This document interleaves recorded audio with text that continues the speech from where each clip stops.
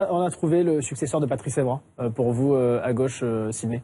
Je pense, honnêtement, je pense que dans la forme actuelle, on fait, même en Europe, je suis pas sûr qu'il y ait mieux que lui actuellement. Ce qu'il fait, c'est vraiment exceptionnel. Caméra isolée d'ailleurs sur Benjamin Mendy ce soir. Voilà, ce qu'il fait, c'est exceptionnel. Donc oui, forcément, c'est digne successeur des latéraux français. S'il arrive à maintenir ce niveau pendant le temps qu'il faudra, il sera là pendant très très longtemps. Parce que plusieurs s'y sont essayés, hein. On pense à Kurzawa, Lucas Digne pour ne citer que. Est-ce que Mendy a quelque chose en plus pour vous, Steve? Pour l'instant, il ne doute pas, il a la réussite. Il fait pas d'erreur. Alors même si ce soir ce n'était que le Luxembourg, mais il ne fait pas d'erreur défensive. Donc là, il faudra être attentif, c'est sur sa régularité.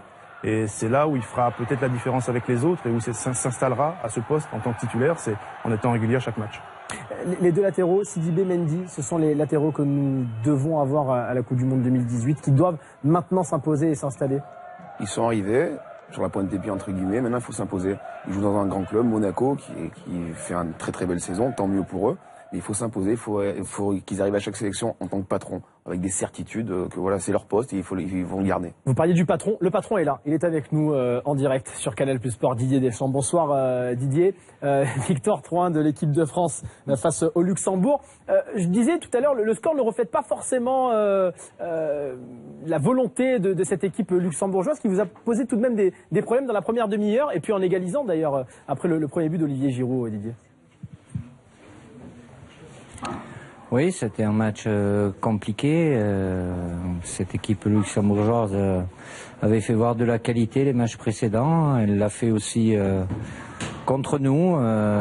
Évidemment que avec ce penalty, ça les a remis dans le match. Ils étaient prêts tous à bien défendre, tous ensemble. Donc on a mis un petit peu de temps à y mettre de la vitesse dans la transmission et dans la percussion aussi. Donc on a eu un peu plus de mal dans la première demi-heure à les déstabiliser. Après, on a eu beaucoup plus d'occasions, de situations, des centres, des frappes, mais c'était le match comme on l'avait préparé, en sachant que face à une équipe qui défend, un terrain qui permet pas la fluidité du jeu, donc ça complique un peu notre tâche, mais malgré tout, on a fait l'essentiel.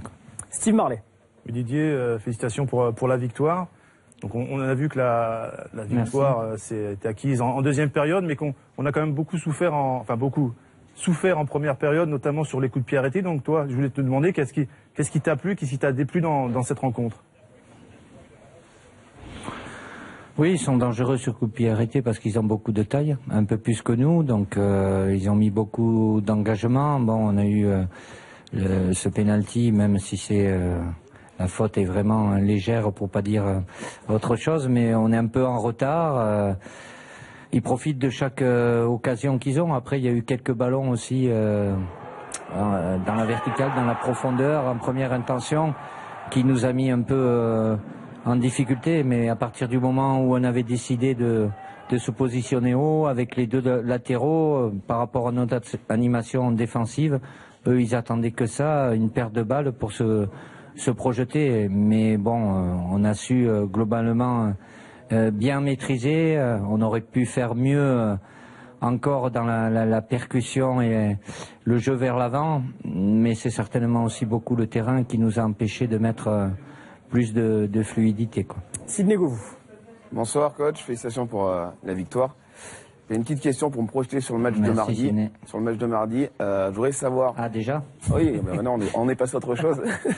Pour savoir, voilà, c'est un match contre face à l'Espagne, une grande nation. Est-ce que ça va être l'occasion de faire tourner ou de mettre une équipe type pour essayer de marquer les esprits?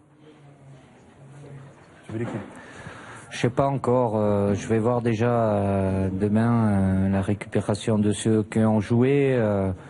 Je n'ai pas pris de décision. J'étais uniquement focalisé sur ce premier match qui était le plus important parce que c'est 3 points de plus sur notre route pour la qualification. On va rencontrer une grande équipe mardi, bien évidemment, qui a fait un très bon match hier contre Israël.